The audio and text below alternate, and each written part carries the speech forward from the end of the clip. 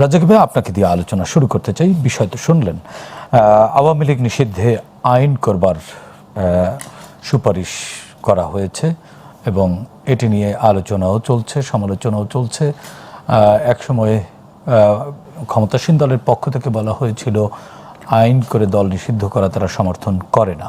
এছাড়াও জুলাই গণ অভ্যুত্থানের যে জুলাই যোদ্ধাদেরকে দায় মুক্তি দেওয়া হয়েছে একটি ইন্ডেমনিটির মাধ্যমে।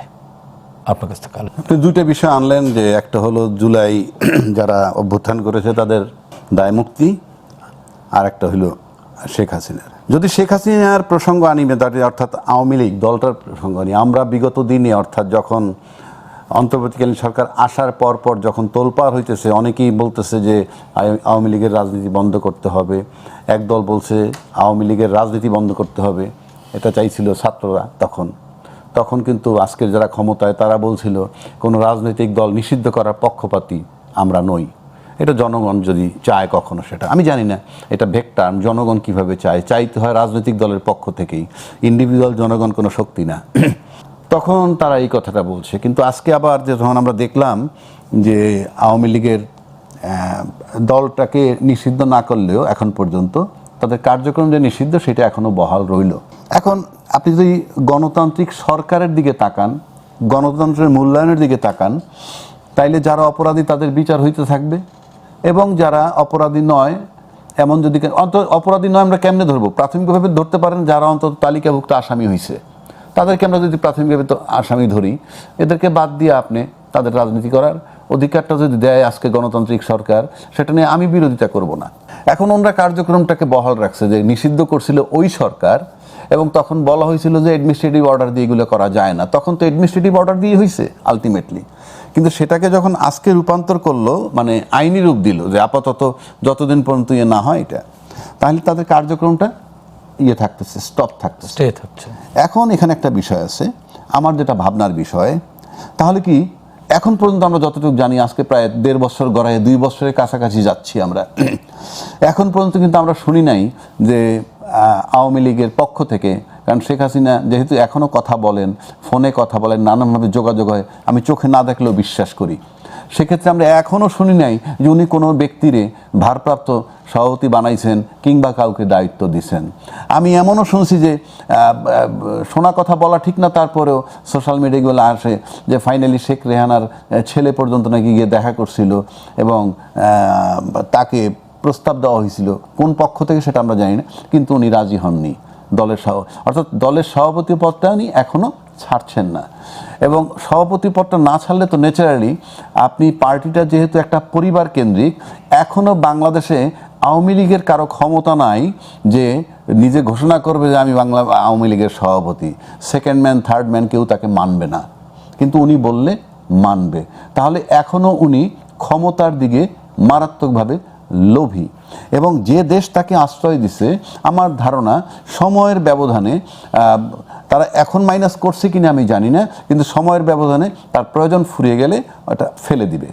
কারণ রাজনীতিতে এর ব্যক্তিগত কোনো প্রেম নাই, এখানে গিভ অ্যান্ড টেক, স্বার্থ থাকতে হবে, এবং এটা কোনো অপরাধ নয়। আমি আমার দেশ দেখব, প্রতিবেশী দেশ তার দেশ দেখবে, আমেরিকা তার দেশ দেখবে, চায়না তার দেশ দেখবে। বরং আমার দেশে বসে কেউ যদি অন্য দেশ দেখে, সে তাকে আমি চিনি বা না চিনি, আমি তাকে একটা কীটপতঙ্গের চেয়েও বেশি ঘৃণা করি। আমি বলছি না কে করে, যে যদি কেউ করে তাকে আমি কীটপতঙ্গের চেয়েও ঘৃণা করি। এখন আসেন, এই যে এত বড় একটা দল আমরা বলি আওয়ামী লীগ দল, তার এটা যখন নিষিদ্ধ করতে পারছে, তাহলে আমার প্রশ্ন যে আওয়ামী লীগ যে ক্ষমতাবান ছিল, কিংবা যাদের ব্লেসিংস তার উপরে বেশি ছিল, কিংবা যেই স্টেক হোল্ডাররা তাকে ভালোবাসতো, বা ভালোবাসতো মানে কাজের জন্য, তাদের কাছে তার প্রয়োজন ফুরিয়ে গেছে কিনা, 1, 2 বিকল্পকে কেউ জায়গাটা দখল করছে কিনা। তা না হলে আমার কাছে মনে হয় না যে এত দ্রুত সিদ্ধান্তের মধ্যে আওয়ামী লীগের কার্যক্রম, একটা নির্বাচিত সরকার, বিশেষ করে যারা বলছিল নির্বাচনের আগে যে এটা এইভাবে কার্যক্রম বন্ধ করা যায় না, তারা যখন সেটাকে বহাল রেখেছে, তখন আমার কাছে মনে হয় যে ওই জায়গাটা অন্য কেউ নিয়ে গেছে, কিংবা নেওয়ার চেষ্টা করছে, কিংবা আশ্বস্ত করছে আমরা নিতে পারবো, সে যেই হোক, এটা আমার প্রশ্ন না। সেকেন্ড থিং হইল, যদি তাই হয় তাহলে কি লং রানে বাংলাদেশে এখন ভাবা হচ্ছে জামাত কিংবা এনসিপি তারাই বিরোধী দলে কেউ থাকবে? কারণ আওয়ামী লীগ আর দ্বিদলীয় শাসন আমরা যে এই দুইটা দলই তো বড় দল, তো সেক্ষেত্রে এখন কি চিন্তা ভাবনা এরকম হচ্ছে যে বিরোধী দল হিসাবে জামাত কিংবা এনসিপি, তা না হলে আপনি এত বড় দলটাকে কার্যক্রম নিষিদ্ধ করে দিলেন, উল্টা দিকে যদি আমরা দেখি ওইদিকে আন্তর্জাতিক ট্রাইব্যুনাল যে আদালত সেখান থেকে কিন্তু চিফ প্রসিকিউটর সরাই দিচ্ছেন, আগে যে ছিল সরাই দেওয়ার পর আমার বলতে হবে না ওটার হালকিকত কি, ওটা যে আগের চেয়ে 20 ভাগের 1 ভাগ ফর্মেও নাই এটা বোঝা যায়, তাহলে তাকেই বা আমি সরাবো কেন? তাই সব কিছু মিলে একটা জটিল সমীকরণের দিকে যাচ্ছে বলে আমার কাছে ব্যক্তিগতভাবে মনে হয়। আর আজকে যদি আওয়ামী লীগ এই শেখ হাসিনার জন্য যদি পদ না ছাড়েন আর তার জন্য যদি তার দলের দুরবস্থা হয়, সেটার দায় শেখ হাসিনা নিজেই থাকবেন। এটাকে বলে লোভমোহ। লোভমোহ এমন পর্যায়ে গেছে যে সেখান থেকে সে ফিরে আসতেছে না। এইবার আসেন দায় মুক্তি। দায় মুক্তি প্রসঙ্গে, দায় মুক্তি নিয়ে আমরা শুনবো। আমরা একটু এই বিষয়ে আজকে আওয়ামী লীগ নিষিদ্ধের বিষয়ে একটু আজিজ ভাইয়ের কাছ থেকে শুনতে চাই। আজিজ ভাই, একই বিষয়। ধন্যবাদ আপনাকে, দর্শক শ্রোতাকে, রাজ্জাকি ভাই আপনাকে। আমার দুই রকম বক্তৃতা। একটা হচ্ছে যে এটা আজকে যেটা আইন করলো অর্থাৎ পাশ করলো, সেটা হচ্ছে আওয়ামী লীগকে নিষিদ্ধ রেখেই সন্ত্রাস বিরোধী আইন পাশ। এটা হলো মূল কথা। অর্থাৎ আওয়ামী লীগের ডক্টর মোহাম্মদ ইউনূস সরকার যে অধ্যাদেশ জারি করেছিল, নির্বাহী আদেশে আওয়ামী লীগকে নিষিদ্ধ করেছিল, সেটা বহাল থাকলো। এবং সেটাতে ছিল শুধু আওয়ামী লীগ না, তার ভাতৃপ্রতিম সংগঠন, অঙ্গ সংগঠন, তাদেরও নেতাকর্মীদের আইনের আওতায় আনা যাবে, এরকম একটা। তো হয়তো অতটুকু আছে কি না, যেহেতু এটা সংসদীয় আকারে প্লেস করা হয়েছে, এখনো ডিটেলটা জানি না। তবে আওয়ামী লীগ যে কার্যক্রম নিষিদ্ধ, এটা বহাল আছে। এখানে দুটো দিক হলো। একটা হলো, আগেও বলেছি, বিএনপি বলেছে যে বিএনপি কোনো রাজনৈতিক দল নিষিদ্ধের পক্ষে নয়, এটা বলেছে। আমি যেটা বলেছি যে একটা গণতন্ত্র যদি চাই, তাহলে রাজনৈতিকভাবে কোনো দলকে মোকাবেলা করতে হবে। কোনো দল, গণতন্ত্রের সমাজে একটি দল আর একটি দলের নিষিদ্ধ চাইতে পারে না, এটা পরিষ্কার। কারণ হচ্ছে নিষিদ্ধ করে যে আগেও কোনো দলকে, যেমন জামাত কয়বার নিষিদ্ধ হয়েছে দেখেন। জামাত তো এখন তো আছে, তো জামাত আছে, বড় দল হিসেবেই আছে, এখন তো অপোজিশনে আছে তারা। তো সুতরাং নিষিদ্ধর সমাধান না। আমি এই জন্য বারবার উদাহরণ দেই, যদি ধরেন ডক্টর মোহাম্মদ ইউনূস যদি তার সরকারি, তার প্রশাসন দীর্ঘায়িত না করার চেষ্টা করত, 6 মাসের ভিতরে নির্বাচন দিত, আর দলগুলো যদি 6 মাসের ভিতরে নির্বাচন করত, তাহলে কিন্তু নেপালের মতো ঘটনা ঘটতো। অর্থাৎ তরুণরা কিন্তু সামনে চলে আসতো। কিন্তু ডক্টর মোহাম্মদ ইউনূস তরুণদের বিতর্কিত করছে। এখন বিএনপি, আওয়ামী লীগকেও নিষিদ্ধ করে দিছে, বিএনপি সেটাকে আপনার আইনে পরিণত করলো। সুতরাং এটা ছোট আকারে দেখা ঠিক হবে না। দ্বিতীয়, ধরেন এখন এই আওয়ামী লীগ যেমন ধরেন স্পিকার ছিল শিরীন শারমিন, তাকে তো আপনার জেলখানায় দেওয়া হয়েছে, তাই না? হত্যা মামলাও দেওয়া হয়েছে, কিন্তু হত্যা মামলা রিমান্ডে চাইছে, রিমান্ড দেয়নি, তাকে জেলখানায় পাঠাইছে। হয়তো আমার অনুমান তিনি বেল পাবেন, বেল পায়ে সে তো ক্লিন হবেন অনেকটা, আমি বলবো, বা কেসও তাড়াতাড়ি হিয়ারিং হতে পারে। তো এখন শেখ হাসিনা তার নির্দেশ ছাড়া আওয়ামী লীগের কেউ কোনো দায়িত্ব নেবে না, এখনও ওই পর্যায়ে আছে। কিন্তু ভারত প্রথম থেকেই বলছে আমরা নির্বাচিত সরকারের সাথে সম্পর্ক করতে চাই, কাজ করতে চাই। খেয়াল করেন, তো এখন নির্বাচিত সরকার বিএনপি 2/3 মেজরিটি সরকার, এবং ইতিমধ্যেই অন্তর্বর্তীকালীন সরকারের সাথে কিন্তু যথেষ্ট টানাপোড়েন চলছিল ভারতের। এখন কিন্তু সম্পর্কটা স্বাভাবিক হয়ে গেছে, কারণ ভিসা চালু হয়েছে, মানুষ যাতায়াত শুরু করছে। ভারতও বাংলাদেশকে সাহায্য করার জন্য আছে, যেমন তেল আনার ব্যাপারে চেষ্টা করতেছে, এরকম হচ্ছে। তো এখন ভারত যদি মনে করে যে এখন আর এই আওয়ামী লীগ ফ্যাসিস্ট পালায় গেছে, পচা মাল দেওয়ার চলবে না, এখন ফ্রেশ মাল দরকার, আর ফ্রেশ মাল ধরেন কথায় উদাহরণস্বরূপ শিরীনকেই সামনে দিল, একটা শিক্ষিত লোক, ভালো লোক, তার তো আসলে দোষ নাই, এখন জেলখানায় নিছে, তারে ক্লিন করে ছেড়ে দিল। অর্থাৎ যেটা আগে একটা আলোচনা চলছিল, রিফাইন আওয়ামী লীগ, যদি এরকম দেখা যায় নির্দোষ লোকজন দিয়ে একটা আওয়ামী লীগ দাঁড়া করলো, এটা যদি বিএনপির, এটা কি আপনার স্পেকুলেশন? এটা আমার ব্যক্তিগত অপিনিয়ন। এটা সাক্ষী প্রমাণ নেই আমার কাছে, এটা মানে বাজারে গুজব ছিল। রিফাইন সাবের হোসেনকে এক হিয়ারিংয়ে, লোয়ার কোর্ট এক হিয়ারিংয়ে 6টা খুনের মামলা তাকে এক হিয়ারিং বেল দিছে না? এটা কি অসম্ভব কাজ? উনি তো সুপ্রিম কোর্টের লয়ার, এবং ওই দিন আদালত বন্ধের দিন ছিল। এটা অসম্ভব জিনিস এই সম্ভব ঘটেছিল। তখন আলোচনা আসছিল না সাবের হোসেনকে দিয়ে বোধহয় আওয়ামী লীগ অর্গানাইজ করাবে। এরপরে ধরেন তাজউদ্দিনের ছেলে মেয়ে দুটোর সাথে তো ইউনূসও চেষ্টা করছে আমার কাছে। এছাড়া তারাও কিন্তু নিজেরাও মতামত দিছে, তারা কিন্তু এর ভিতরে আসতে রাজি না, যে ওই পরিবার দিয়ে আর হবে না। পরিষ্কার তারাও বলছে। তো এখন কি ঘটবে বলা মুশকিল। এটা আমার কাছে মনে হয় যে যেহেতু শেখ হাসিনা ভারতে আছে, ভারত যেভাবে চাইবে আওয়ামী লীগ, ভারত হাসিনার বিশ্বস্ত। আবার দুদিন আগে খবর বেরিয়েছিল যে শেখ হাসিনাকে কাতারে পাঠাতে চাচ্ছে, শেখ হাসিনা রাজি হয় না। এটা তো প্রথম থেকেই তারা প্রথম দিকেও চেষ্টা করেছে, কেউ নেয় নাই, শেখ হাসিনাকে নেয় নাই। তখন শেষ পর্যন্ত আপনার সংসদীয় কমিটি সিদ্ধান্ত নিয়ে হাসিনাকে আশ্রয় দিয়েছে। তখন তো আমরা তার কথা শুনি নাই প্রথম দিকে, কোথায় রাখছে কিভাবে আছে জানি না। কিন্তু এটা ঠিক যে আমরা যেটা মনে করি যে শেখ হাসিনাকে তো ফেরত দিচ্ছে না, আবার সরকার চিঠি দিচ্ছে। আজকেই আমি নিউজ দেখলাম, চিঠি দিচ্ছে, তাকে ফেরত চায়, হয়তো ফেরতও দিবে না।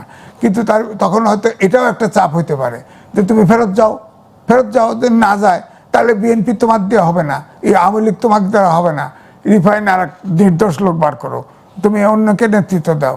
এরকম একটা কিছু আমার মনে হয় আওয়ামী লীগের একটা কিছু ভারতের সাথে এখন বিএনপি কীভাবে ডিল করে জানি না, একটা আওয়ামী লীগের নেতৃত্বের একটা পরিবর্তন আসলেও আসতে পারে।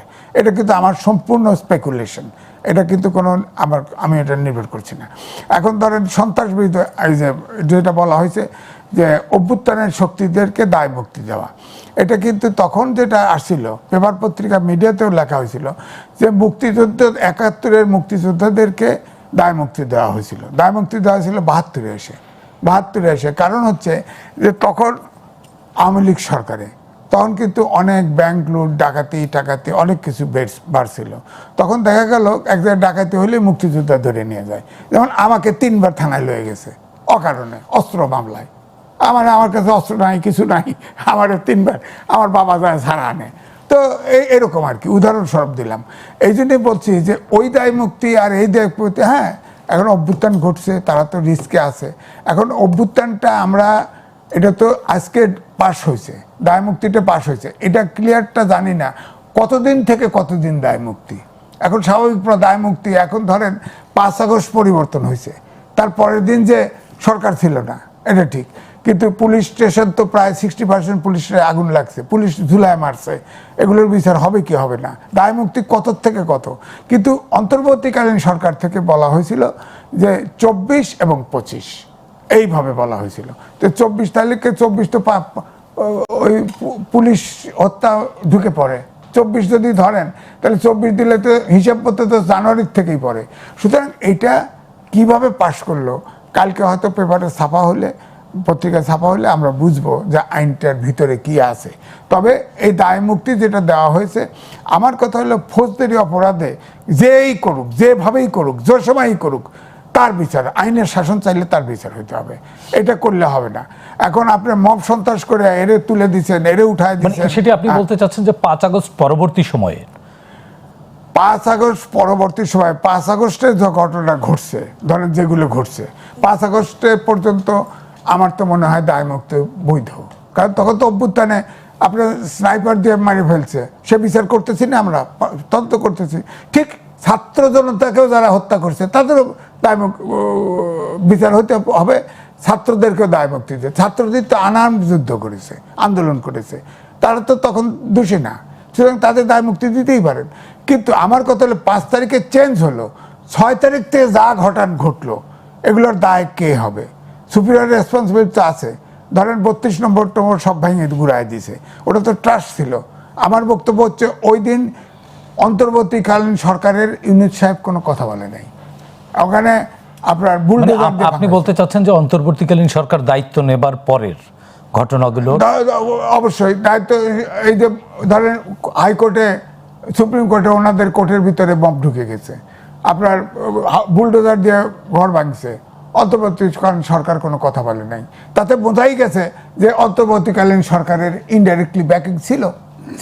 তাহলে যদি আপনি ওইটার জন্য কোনো বিচার আনেন, তাহলে সুপিরিয়র রেসপন্সিবিলিটি যদি শেখ হাসিনার বিচার হয়, তাহলে ডক্টর মোহাম্মদ ইউনূসের বিচার হবে না কেন?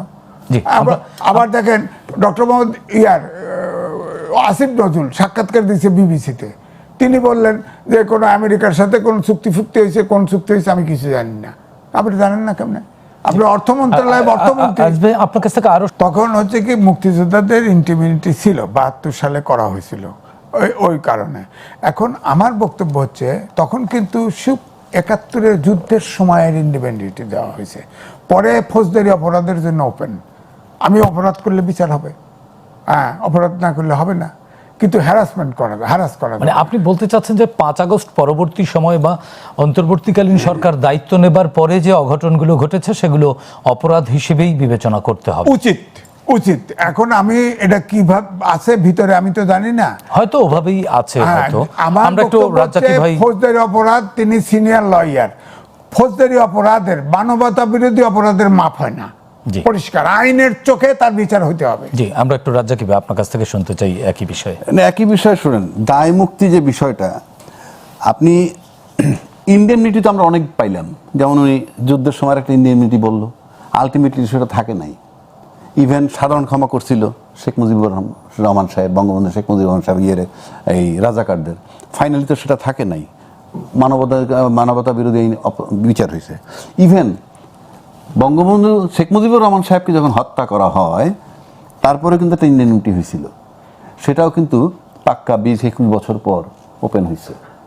এটার মানে হচ্ছে এই দায় মুক্তি এমন একটা জিনিস, যারা ঘটনাটা ঘটায় একটু ওই রাজাকারদের মাফ করে নাই, করছিল যুদ্ধাপরাধীদের, ওই সাধারণ ক্ষমা করছিল, সাধারণ ক্ষমা ঘোষণা করছিল, যুদ্ধাপরাধীদের যাকেই করুক যুদ্ধাপরাধীদের সাধারণ ক্ষমা, 179 জন তখন পাকিস্তানে চলে গেছে, সাধারণ ক্ষমা ঘোষণা করছিল বঙ্গবন্ধু, আমি সেটা বলছি। অর্থাৎ যারা ঘটনাটা ঘটায় তারা তাদের সেফটির জন্য একটা ট্রেডিশনালি দায় মুক্তি চায়, ইন্ডেমনিটি চায়। কিন্তু বাংলাদেশে এখন ইন্ডেমনিটির উপরে মানুষ আস্থা এই কারণে নাই, অতীতে যেহেতু রিওপেন হয়ে গেছে, রিওপেন হওয়ার পর যখন বিচার আচার হয়েছে, এখন আর ইন্ডেমনিটির উপরে আস্থা থাকার কথা না, নাম্বার 1।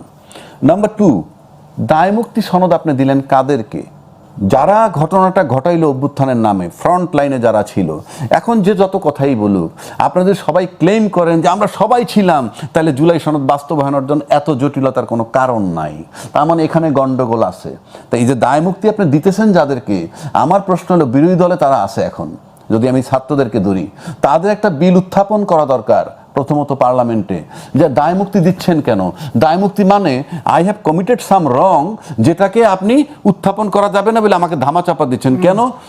আগে পার্লামেন্টে বিল আনেন যে আমরা যে জুলাই অভ্যুত্থানটা করছিলাম সেটা কোনো সন্ত্রাসী ঘটনা নাকি এটা জাতির জন্য প্রয়োজন ছিল এবং সঠিক সময় সঠিক সিদ্ধান্ত নিয়েছে এবং এরা অগ্রণী ভূমিকা পালন করছে। এইভাবে একটা বিল আনা খুব জরুরি। কিসের দায় মুক্তি? দায় মুক্তি মানে হচ্ছে এরকম, আমি তখন ইস্পানিতে পড়ি হোস্টেলে, আমাকে সাম মেজর ছিল ওখানকার সেক্রেটারি, সে আইসা আমাকে ডাইকে বলতেছে আমার বিরুদ্ধে কমপ্লেন হয়েছে, লাস্টলি আমার নানান ভাবে আমি এগুলো করি নাই, সবশেষে কি বলছে জানেন? সে তুমি বলো যে আর কোনোদিন করবা না। আমি কি এটা বলবো মানে কি? আমি কি করছি? আপনি যদি বলেন যে আমি আর করবো না, মানে আমি করছি, আমি তো করিই নাই। প্রশ্ন হচ্ছে যে এটা দায় মুক্তি আপনি দিবেন কেন? দায় মুক্তি তখন হয় যে এটাকে যদি অপরাধ হিসেবে গণ্য করা হয়। আপনি কি সন্ত্রাসী ঘটনা হিসাবে কিংবা রাষ্ট্রদ্রোহী হিসাবে কিভাবে গণ্য করতেছেন? গণ্য করলে দায় মুক্তি, গণ্য করলে ছাত্ররা বা এটা মানবে কেন? ছাত্ররা চাইছে এটা, আমি ছাত্ররা চাইছি, আমি তো বলতেছি বিল রাজনীতিতে শেষ কথা বলতে কিছু নাই। আমরা নির্বাচনের আগে গণভোট করেছি, নির্বাচন করার পর বলতেছি গণভোট আইন নাই, আছে না? তা আমরা বলতে পারবো না কেন? আমরা তো সবার সেফটির জন্য বলতেছি, দায় মুক্তি কোনো বিষয় না। কেন বলছি? এইটার সাথে জুলাই সনদের বাস্তবায়নটা রিলেটেড।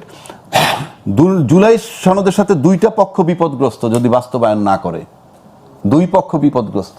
প্রথম পক্ষ কারা? প্রথম পক্ষ হইল এই যে যারা আন্দোলন করছে, অভ্যুত্থান করছে, যারা যাদেরকে আপনি দায় মুক্তি দিচ্ছেন। এই দায় মুক্তি তো যে কোনো সময় ইন্ডেমনিটি উইথড্র করে তার বিচার করা যাবে, 50 বছর বয়স, 70 বছর বয়সেও তাদের। আর যারা আজকে টেক ওভার করছেন তারা কিন্তু জুলাইয়ের যে অভ্যুত্থান তার বেনিফিট নিছেন। গল্প আপনি মুখে যতই করেন, ওই বেনিফিট নাইলে 29 সাল পর্যন্ত বৈশা থাকতে হইতো, আরও 100 রান পিটাইতে পারতেন। 300 রান পিটিয়েছেন এর আগে, আর 100 রান পিটিয়ে দিতে পারতেন, সরকার যাইতো না, 29 সাল পর্যন্ত বসে থাকতে হইতো। তো সে কারণে তাদের সেফটিও দরকার। কেন বলছি? তারা ফুল টাইম সংবিধানের কথা বলতেছেন, ফুল টাইম সংবিধান ভায়োলেট করতেছেন। কিভাবে? আপনি সংবিধানে যতক্ষণ মধ্যে এক্সিস্টিং যা যা আছে তা যদি ফলো না করেন, তাহলে ভায়োলেশন অফ কনস্টিটিউশন। সংবিধানের 4 ক বঙ্গবন্ধুর ছবি ঝুলছে না, সংবিধানের 6ষ্ঠ তফসিল সেখানে স্বাধীনতার ঘোষক বলা আছে বঙ্গবন্ধুকে, অথচ আমরা লেখা আছে একটা, পড়তেছি আর একটা এখন সভা সমিতিতে নানান জায়গায়। তাহলে এই যে ভায়োলেশন অফ কনস্টিটিউশন, এখানে এটার জবাব দিছে পার্লামেন্টে কি? আমরা তো সেজন্যই সংশোধন চাই। আপনি সংশোধন করে যেদিন এগুলো সরাই দিবেন ওই দিন তো শেষ, ওই দিনের পর থেকে অসুবিধা নাই, কিন্তু তার আগ পর্যন্ত এই অপরাধ হচ্ছে যতক্ষণ তো সংবিধানটা বহাল আছে। তাইলে এই যে দায় মুক্তি যাদেরকে দিতে যাচ্ছেন এরাও বিপদগ্রস্ত হবে।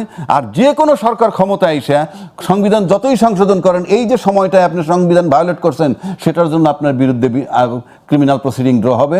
যেটা আজিজ ভাই বললো, ক্রিমিনাল প্রসিডিংয়ের কোনো মেয়াদ নাই, এটা তামাদি হয় না। সে কারণে আমি বলতেছি এই দুই পক্ষের সেফটির জন্য this is only the door. July সনদ বাস্তবায়ন গণভোটের আলোকে যেটা আসছে আপনি করেন, আপনি নিশ্চিত থাকেন দুই পক্ষ সেফ।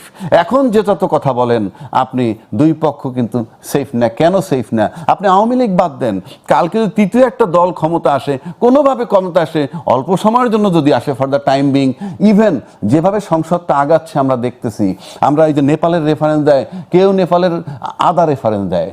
নেপালের ইতিহাস বলতে হবে 2008 সালে তার রাজতন্ত্রের পতন হয়েছে। 2008 সাল থেকে 2025 সাল পর্যন্ত 14 বার সরকার বদল হয়েছে, 14 বার। আপনি বুঝেন 17 বছরে 14 বার সরকার বদল হওয়ার মানে আনস্টেবল সিচুয়েশন। আমারও কিন্তু 24-এর 7ই জানুয়ারির পর থেকে একটা সরকার 6 মাসে গেল গা, শেখ হাসিনা। তারপর অন্তর্বর্তী সরকার ইউনূস সাহেব আসলেন, 1.5 বছরে গেলেন গিয়ে। এখন একটা সরকার আসলেন, ফ্রম ডে ওয়ান বিরোধ তৈরি হইতেছে। এবং যেভাবে হচ্ছে আপনি কিন্তু পার্লামেন্টের থেকে তারা বাইরে বেরিয়ে যাবে। কেন বেরিয়ে যাবে? তার তো কোনো ইউজ নাই, তার তো কোনো প্রয়োজন নাই। আপনি 2/3 মেজরিটি আপনার হাতে আছে, আপনি চিবায় যেভাবে মন চায় সেভাবে আপনি পার্লামেন্টে চালাবেন। সুতরাং আপনি নেপালের উদাহরণ খালি লাস্ট লাইনটা দেন কেন। আমার এখানে যখন বঙ্গভবনে ছিল তখন অন্যান্য রাজনৈতিক দল ছিলেন না।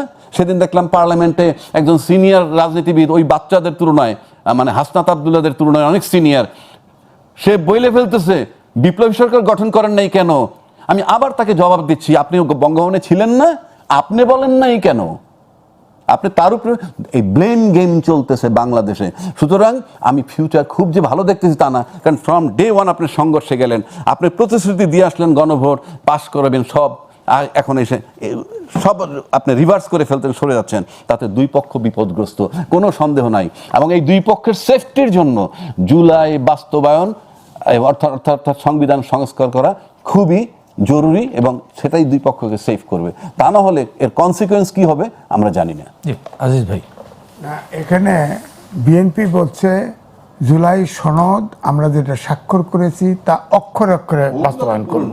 হ্যাঁ, তো ওইটাই এই জুলাই সনদ, এটা হলো ওইগুলাই বিবাদের কথা। হ্যাঁ, না বিবাদের কথা না, এখানে আছে তো লেখা আছে, এটা আউলায় দিচ্ছে আলী রিয়াজ, ডক্টর ইউনূস বিএনপিকে তাক করে।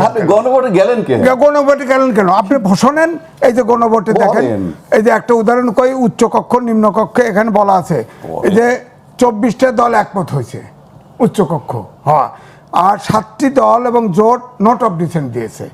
এখানে নিচে নোট দিয়ে রাখছে অবশ্য কোনো রাজনৈতিক দল বা জোট তাদের নির্বাচনী ইশতেহারে উল্লেখপূর্বক যদি জনগণের ম্যান্ডেট লাভ করে তাহলে তারা সেই মতে ব্যবস্থা গ্রহণ করতে পারবে। তার মানে বিএনপি এটা বাস্তবায়ন করতে বাধ্য না, তাদের মুক্তি দেওয়া হয়েছে। মানে জুলাই সনদ সেই সুযোগ, এইটাই তো স্বাক্ষর করছে, এটাতেই স্বাক্ষর, যেখানে নোট অফ ডিসেন্ট দিতে সবটার ভিতরে এরকম লেখা আছে। তো বিএনপি তো সেটা তো অবশ্যই সেটা তো হুবহু পাস করবে না। তাদের নোট অফ ডিসেন্ট দিয়ে তো হানা ভোট নেয় নাই, 4 দফা দিয়ে দিছে, সেখানে তো নাই। তো বিএনপি নোট অফ ডিসেন্ট যেগুলো দিছে সেইগুলোই তো সংসদের মাধ্যমে পাশ করবে। তো অসুবিধাটা কোথায়? আপনার জুলাই সনদ টোটো বাস্তবায়ন করতে হবে কেন? ওটা নিয়েও তো প্রশ্ন আছে। আপনার যা কিছু ঢুকাই দিয়েছেন, জুলাই সনদ, সংসদ সংস্কার পরিষদ, এগুলো এক প্যাকেজে বাস্তবায়ন করতে হবে। দেশে আইন নাই, দেশে আইন নাই। 47 সালের সংবিধান ছুঁড়ে ফেলছেন, 71-এর সংবিধান ছিঁড়ে ফেলে দেবেন, 74-এর সংবিধান লিখতে পারবেন না যে বিপ্লব করলে রাষ্ট্র কাঠামো চেঞ্জ হয়েছে, সেখানে হয়েছে তো, অনেক দেশে হয়েছে তো, করেন আপনি। ফ্রান্সে হয়েছে, রেভলিউশন হচ্ছে, কয়েকবার হয়েছে করছে, চেঞ্জ করছে। দ্বিতীয় বিপ্লব, প্রথম বিপ্লব, দ্বিতীয় বিপ্লব, এরকম হয়েছে। তা আপনিও করতেন। সব ভেড়ার মতো আপনার প্রধান সেনাপতি ডাক দিছে, চলে গেছেন। আবার বঙ্গভবনে ঢুকাইছে, ওখানে চলে গেলেন। কারো মাথায় এগুলো সব গেছে, ছাত্ররা গেছে। ভাড়ার মাংস ইউনুস তখন ছিল, ছাত্ররা গেছিল। হ্যাঁ, ছাত্ররা গেছে। ছাত্ররা বঙ্গভবনে শেখ মুজিবের ছবিটা নামাইছে ছাত্ররা, জেনে রাখেন। না, সেনাপ্রধান ডাকছিল, ভেড়ার মতো গেছে বললেন। ভেড়ার মতোই তো, তাহলে এগুলো আউলার বাজিছে কেন? এগুলো কয় নাই বলছি যে ছাত্ররা যায় নাই। ছাত্ররা গেছে তো, কোথায়? যারা উপদেষ্টা গেছে ওত দিছে না। কবে? সে তো আরেক চ্যাপ্টার। সেনাপ্রধানের বাসায় গেছিল কিনা ভেড়ার মতো বাসে চড়ে, বলেন। সেনাপ্রধান আসিফ নজরুল ডেকে নিছিল, গেছিল। ছাত্ররা গেছিল কিনা? হ্যাঁ, গেছিল। আবার বলতেছেন গেল, আমি বলছি যায় নাই। ওখান থেকে আবার আমি বলছি যায় নাই। আপনি শুনেন, মিসকোট করেন না আজিজ ভাই, ইউ আর সিনিয়র পারসন।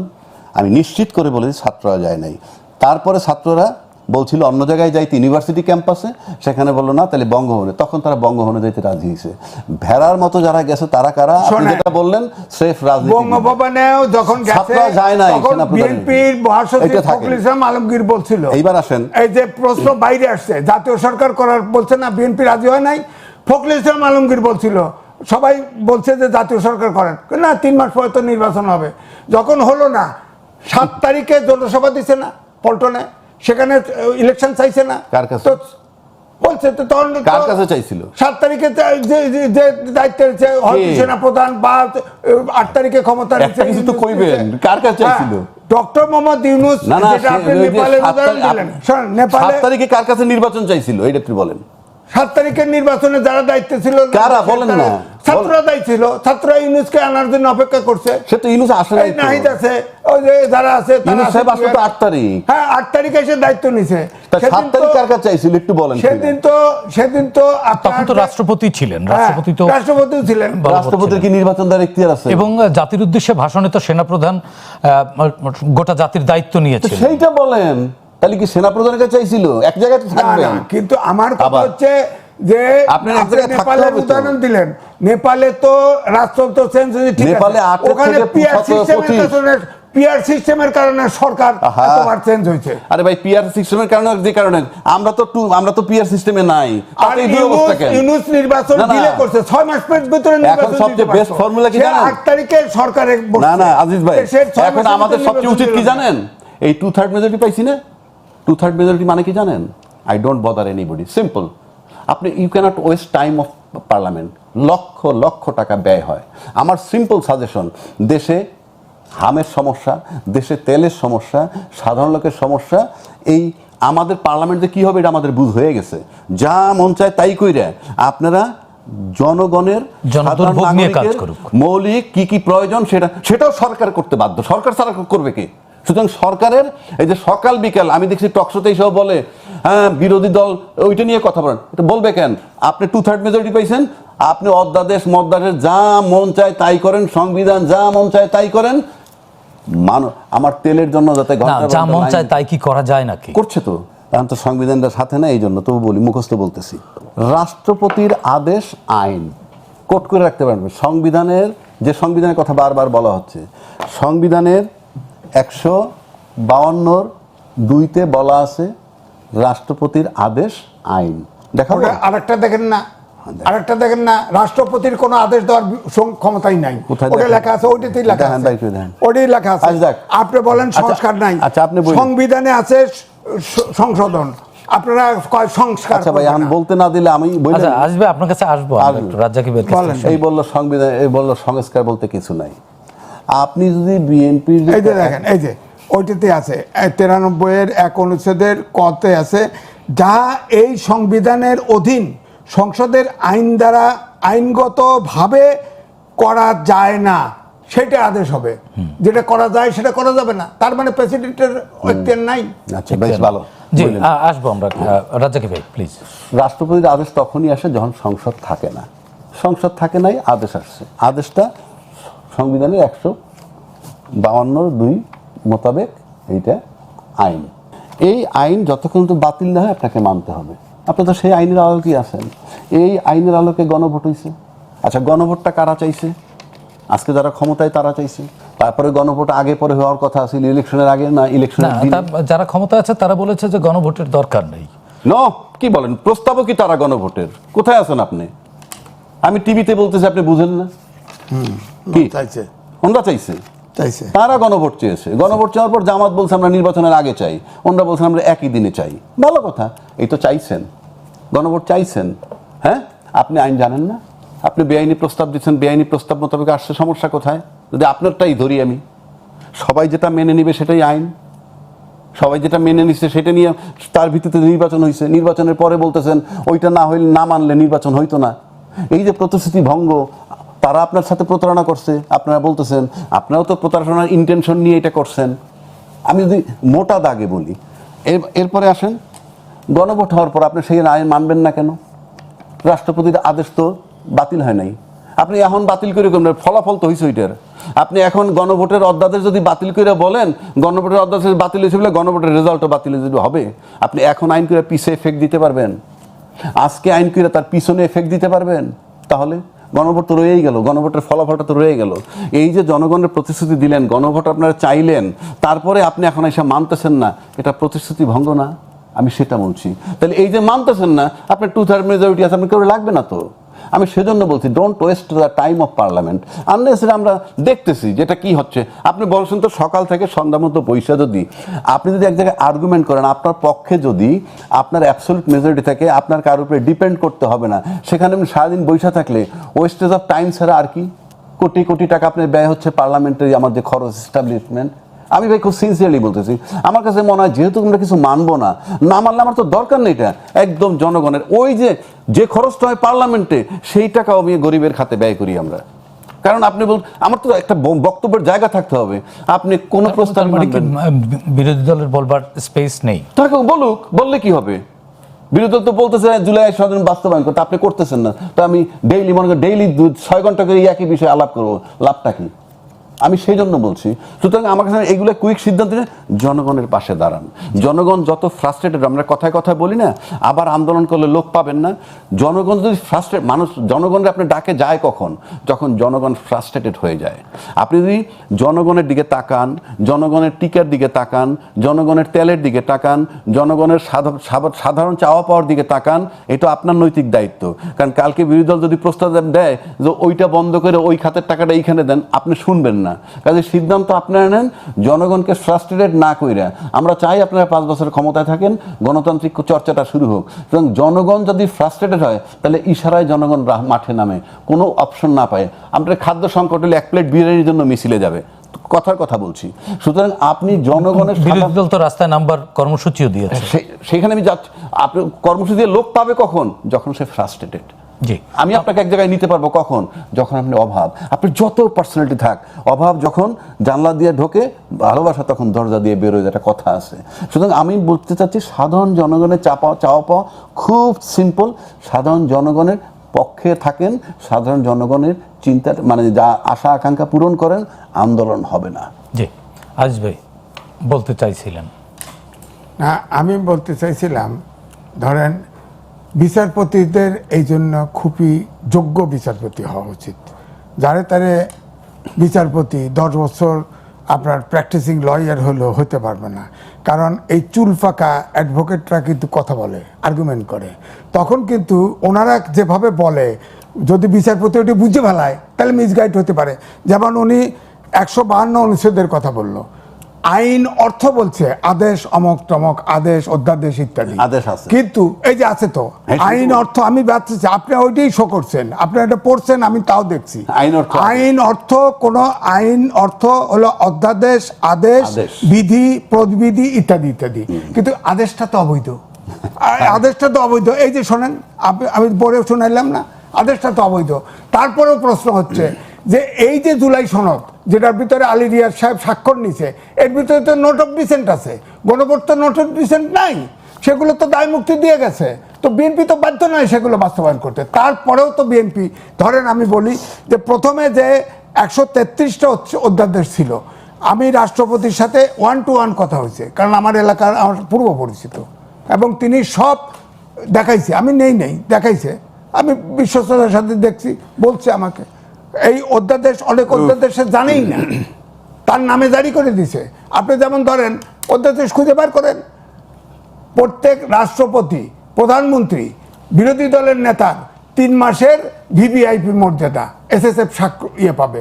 তিনি ডক্টর মোহাম্মদ ইউনূস 1 বছরের জন্য নিয়ে গেছে, অধ্যাদেশ বার করেন নাই, গায়েব গায়েব। কিন্তু আমার কাছে আছে, কারণ যখন এটা প্রিন্ট করছে তখন বুঝছে এটা মানুষ জানাজানি হলে হাউকান কাউ গাবে গায়েব করে দিছে। হ্যাঁ, কিন্তু আমার কাছে দুটোই আছে, আগেরটাও আছে, 2009 সালেরটাও আছে, 24 সালের দুটোই আছে, 1 বছরের নিচে। তো এই অধ্যাদেশ কেন আইন পাশ করবে? কেন ঠেকা পড়ছে যে অধ্যাদেশ গায়েব, যে অধ্যাদেশ প্রেসিডেন্ট স্বাক্ষর করে নাই, সে অধ্যাদেশ কেন করে নাই কেন? 133টার ভিতরে সেটাই সরকার পার্লামেন্টে বলে নাই কেন যে এটা স্ক্যান করে নাই কেন? রাষ্ট্রপতিকে জিজ্ঞেস করুক যে কোন কোনটা স্বাক্ষর করছেন, কোন কোনটা স্বাক্ষর করেন নাই। যেগুলো স্বাক্ষর করেন নাই ওগুলো বাতিল, ওগুলো নাই, তারপরে বাকি আইন করেন। এখন আমার কথা হচ্ছে যে তারা এরকম রাষ্ট্রপতির নামে যদি জারি করে সেটিও তো অপরাধ।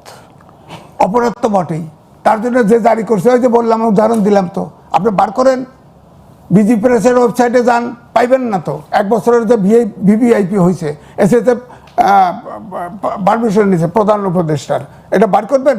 অধ্যাদেশ আছে আপনাদের কাছে, আমার কাছে আছে, আমার কাছে আছে। কারণ যখন প্রথম দিন ঠিকই অধ্যাদেশ ছাপাওয়ালার সাথে ওয়েবসাইটে দিয়ে দিয়েছে, টাক করে ধরে ফেলছে। এখন কি আছে যে এটা কি? হ্যাঁ, এটা আমার কাছে অরিজিনাল দুটোই আছে। নাই, তার এসএসএফ এর গার্ড দেওয়ার বিধান নাই, বিধান ওটা গায়েব করে দিচ্ছে, অধ্যাদেশটা গায়েব করে দিচ্ছে। এখনো তো এসএসএফ ডিউটি দিচ্ছে কি জন্য? কারণ এসএসএফ তার অধ্যাদেশ তার কাছে আছে, দেখাইছে, এসএসএফ কে দেখাইছে, এই যে দাও, আসো আমার কাছে, পাহারা দাও। দেশটা কেমনে চলে? দেশটা কেমনে চলে? আচ্ছা, আমি একটু বলি এখন, আরে রাখেন, আমি বলি। আচ্ছা, আপনি তো এই দেখেন বাংলাদেশের ঘটনা, আমি রাষ্ট্রপতিকে জিজ্ঞেস করলাম আপনি কি আদেশে স্বাক্ষর করতে পারেন? উনি জবাব দিছেন আমি তো পারি না, আমাকে দিয়ে পারাচ্ছে। পারাচ্ছে মানে হলো জোর করে করাচ্ছে। তো জোর করে যে করাচ্ছে, it is a criminal offence. আমরা কি আদৌ খুঁজে বের করছি কে তাকে চাপ দিয়ে করাচ্ছে? করায় নাই। 2, রাষ্ট্রপতি বলছেন আমি সব রাগ অনুরাগের উপরে ঊর্ধ্বে উঠে, সমস্ত ভয়ভীতির ঊর্ধ্বে থেকে আমি করব।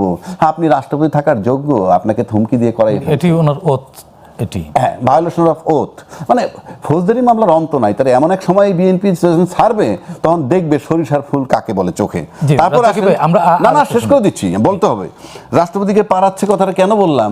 এলজিআর এর প্রতিমন্ত্রী পার্লামেন্টে বলছে আমাদের বিরাট সাকসেস কি কি আমরা আওয়ামী লীগের রাষ্ট্রপতিকে দিয়ে বলাইছি শেখ হাসিনা ফ্যাসিস্ট, শেখ হাসিনা স্বৈরাচার। ওটা হলো আহমক মন্ত্রী কথা, সেটা না তো বলাইছে। তাইলে ওই যে রাষ্ট্রপতি বলছে আমি পারি না, পারাচ্ছে। কে পারাচ্ছে? তারাই পারাচ্ছে নিশ্চয়ই। এলজিআরডি মিনিস্টার তো তাই বলল। সর্বোপরি আসেন, উনি যেটা বলল অধ্যাদেশ স্বাক্ষর করেন নাই, ভুয়ার উপরে ইউনূস সাহেব এসএসএফ নিয়ে ঘুরতেছে, বাংলাদেশের আর্মি, বোকা আর্মি বইসে আছে, স্বরাষ্ট্রমন্ত্রী বইসে আছে, ইউনূস সাহেব এসএসএফ। আমি কোন দেশে আছি রে ভাই? আমি তো বুঝি না এই দেশে আমরা কি বসবাস যোগ্য? যে আজিজ ভাই যেটা কইলো, ভুয়ার উপরে অধ্যাদেশ, এইভাবে দেশটা চলে। আর আমরা এটা বলি নির্বিকার। রাষ্ট্রপতি তাকায় রইছে, আর্মি চিফ তাকায় রইছে, ডিজিএফআই তাকায় রইছে, এনএসআই তাকায় রইছে, স্বরাষ্ট্রমন্ত্রী তাকায় রইছে, ইউনূস সাহেব এসএসএফ সিকিউরিটি দিচ্ছে ভুয়া তথ্যের উপরে। সুবহানাল্লাহ। জি, আমরা আরো শুনবো। ওটা প্রজ্ঞাপন জারি করে সে ওইটা শো করে চলতেছে, কিন্তু এটা মার্কেটে নাই, আমরা আরো শুনবো।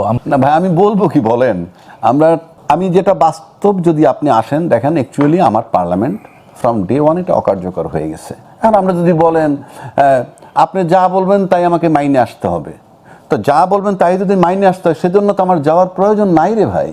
আমি ভাই খুব সিনসিয়ারলি বলছি, ডে 1 থেকেই অকার্যকর, ডে 1 থেকেই অকার্যকর। তো আমি যা বলতেছি তাই তো চূড়ান্ত। 2/3 মেজরিটি পাওয়া মানে কি? 2/3 মেজরিটি আমি বাংলাদেশে, এটা তো জনগণ দিয়েছে। আমি তো সেই বিতর্কে যাচ্ছি না ভাই। জনগণ দিয়েছে যদি আসেন, তাহলে আরো অনেক প্রশ্ন। একটা দেশে গণভোট যখন 2বার কাউন্ট করা হয়, একবার কাউন্ট করলেন, যা পাইলেন তো পাইলেন 12 তারিখ, তারপরে 13 তারিখ প্রজ্ঞাপন দিলেন, তার 7 দিন পরে আবার গুনলেন, গুনে 10 লাখ ভোট বাতিল পাইলেন, আর একটা প্রজ্ঞাপন দিলেন, দিচ্ছেন না? হয় নাকি এটা? 10 লাখ ভোট কি বাড়ির কাছে? আপনি বাতিল ভোট তাহলে 12 তারিখ কি গুনছিলেন? আবার আরেকজনে বলতেছে যে উগ্রবাদী যারা মানে ক্ষমতায় যাতে আসতে না পারে, সেজন্য যা করার আমরা তাই করেছি। তাহলে যারা ক্ষমতায় গেছে তারা উগ্রবাদী না। উগ্রবাদীদেরকে ঠেকানোর জন্য যা করা করছিল, এই কথার পর নির্বাচনটা বিতর্কিত হয় না?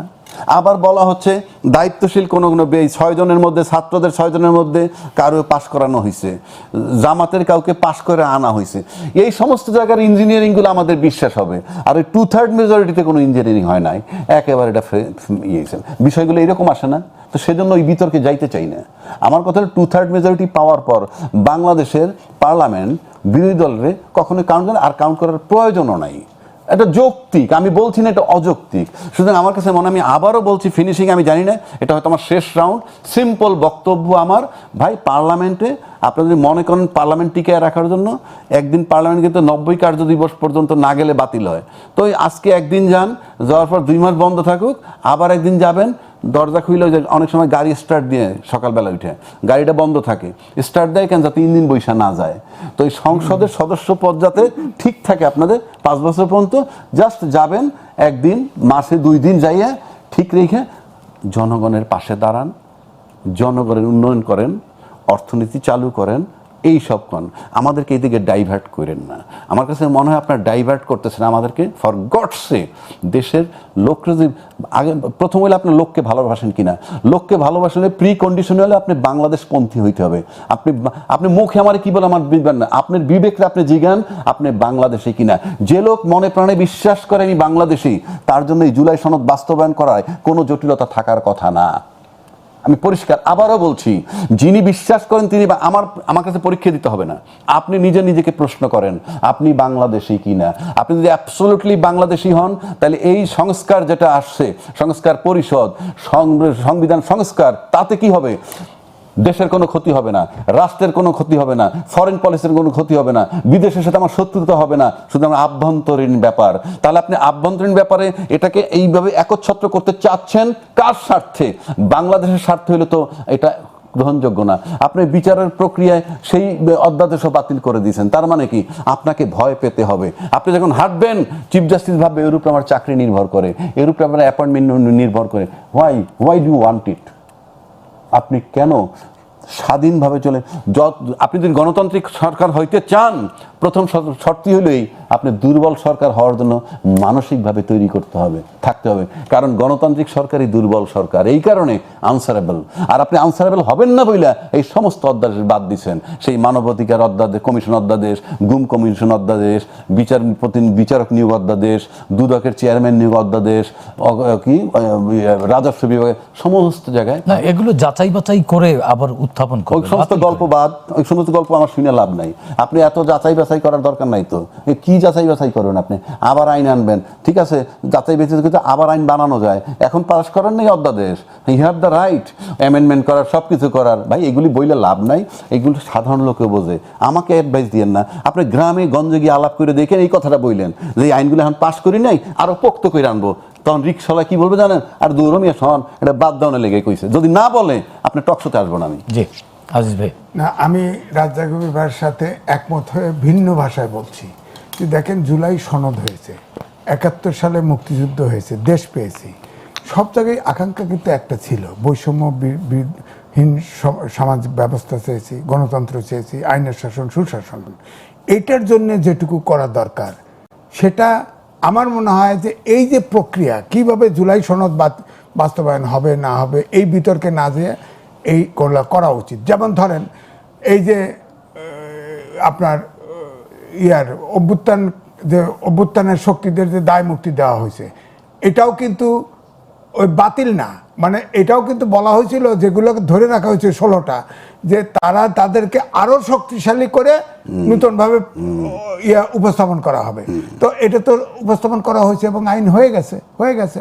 আমরা ওয়েট করি এবং তারপরে শুধু রাজ্জাক ভাইকে এটাই বলবো যে গণতন্ত্রে বিরোধী দল এবং সরকারি দল ডান হাত আর বাঁ হাত। বিরোধী দলকে সংসদে যেতে হবে, যদি রাস্তায় থাকবে। অন্তত পক্ষে আমাদেরকে এডুকেটেড করার জন্য সরকারি দল কি অপরাধ করতেছে, খারাপ করতেছে, সেটা সংসদে আলোচনা করুক, আমরা দেখবো, আমরা শুনবো। আমরা তো ওপিনিয়ন বিল্ডার, আমরা মিডিয়াতে কথা বলি, অপরাধের ব্যাপারটা করবো। যেমন আমি বলছি যে আপনি এয়ারপোর্টে দাঁড়াইলেন, লন্ডন এয়ারপোর্টে দাঁড়ায়া প্রতিমন্ত্রী সাহেব, অ্যাডভাইজার প্রতিমন্ত্রী সাহেব লন্ডনের দাঁড়ায় বলে দিলেন যে আমাদের বাংলাদেশের রাষ্ট্রদূতের চাকরি নেই। এটা হলো? তাকে আসলে কল ব্যাক করলেই তো হইতো, পারেন নাই তো।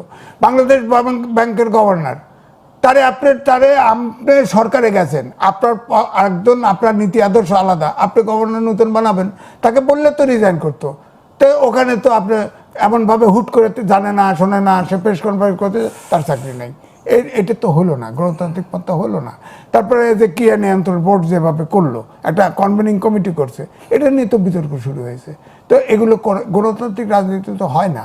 তারপরে ধরেন আপনি, এটা ঠিক, যেমন সব জায়গায় লোকাল স্থানীয় সরকার সব জায়গায় প্রশাসক বসিয়েছেন, এটা আমি মানলাম যে আওয়ামী লীগের সময় ছিল যে অধিকাংশ পালিয়ে গেছে, এখন ওই প্রতিষ্ঠান ওইটাই আমি বলছি। সেখানে ধরেন আপনার যেটা ধরেন এখানে যদি অনুপাত হারে জামাতের এনসিপিরও প্রশাসক দিতেন তাহলে প্রশ্নটা উঠতো না, তাদের ভাগা দিতে হবে, এই একটি সমস্যা। আর ভিসি যেগুলো বানাইছে, এটা হচ্ছে আমরাও কিন্তু ভিসি, আগে কিন্তু অ্যাক্ট ছিল না, কোনো প্যানেল হতো না, 4টে মাত্র ইউনিভার্সিটিতে অ্যাক্ট আছে, 4টে ইউনিভার্সিটিতে। সেখানে সিনেটে ভোট হয়, ভোট হয়ে 3 জনের প্যানেল হয়, রাষ্ট্রপতি একজনকে ভিসি বানায়। সেটা 4টে ইউনিভার্সিটি বাদে 156টা ইউনিভার্সিটি আছে, ভিসি কেমনে বানাবো? ভিসি তো নিয়োগই দিতে হবে, কিন্তু নিয়োগ দেওয়ার সময় অবশ্যই যে দক্ষ প্রশাসনে এবং সবচাইতে নাম করা শিক্ষক বায়াস না, পলিটিক্যাল ক্যাডার ভিসি বানানো উচিত নয়। আমিও তো ভিসি পাইছি ইউনিভার্সিটিতে, সায়েন্টিস্ট মহফিজউদ্দিন আহমেদ, কোনো বিতর্ক ছিল না। জিল্লুর রহমান সিদ্দিকী দূরবীন দিয়ে দেখতো, সৈয়দ আলী হাসান দূরবীন দিয়ে দেখতে হতো কোনো পলিটিক্স করে কিনা, এরকম ভিসি ছিল। ডক্টর এনামুল হক, আপনি ভিসি দেন না, এরকম বাছাই ভিসি দেন, সমস্যা নেই। কিন্তু পলিটিক্যাল ক্যাডারকে পুনর্বাসন করতে আপনি ভিসি বানাবেন, আপনার স্থানীয় সরকারে বসায় দিবেন, তা তো হয় না। এটা কারণ এটা নির্বাচিত সরকার, আপনাকে তো নির্বাচন যেতে হবে, নির্বাচন দিতে হবে। এখন কি যাদের প্রশাসক বানায় দিয়েছে তাদের প্রার্থী করলে সবাই জিতবে? তাও তো নাও জিততে পারে। সুতরাং প্রশাসক বানানোর ক্ষেত্রে বানান, যেহেতু সব ছেড়ে দিছে বা আইনেও আছে, বুঝলাম। কারণ আওয়ামী লীগ বলছিল যে একজন সিটি কর্পোরেশনের 6টা সিটি কর্পোরেশন নির্বাচন হলো, সেখানে একটা লোককে বসতে দেয় নাই, বিএনপির 6টাই জিতছিল, একটাও বসতে দেয় নাই। কারণ ফৌজদারি আইনে হলে চার্জশিট হলে সে বাদ, কেস দিয়ে তারা বাদ করে দিয়েছে 6টাকে।